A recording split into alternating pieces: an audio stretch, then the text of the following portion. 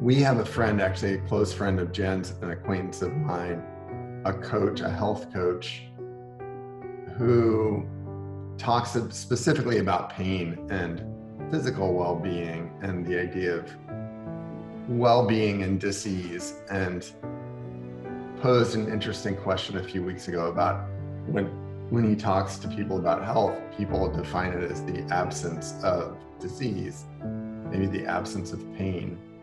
And his query was to say, just as we were talking about the last couple times we've talked about, what happens if you take one step backwards and see that pain as a part of your health system, right?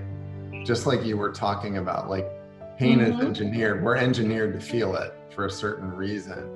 So it must contribute something to us. And it might not be telling us that something's off. It's working exactly the way that it should to tell us maybe we're in resistance of something, but it's not that necessarily something is off. And it's an interesting way to think about it.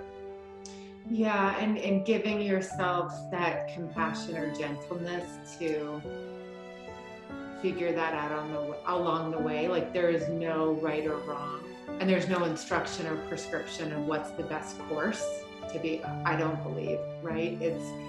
It's as we awaken, we see more, and as we awaken, we feel more.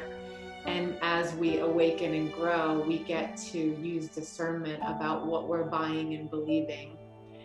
And when anxiety or family patterns or habits or lineage that's been passed along in our bloodline, oftentimes we, as we awaken, are here to stop that cycle. And all it takes is a moment of looking in a different direction. And it's so much easier to see it in hindsight than it is walking through it.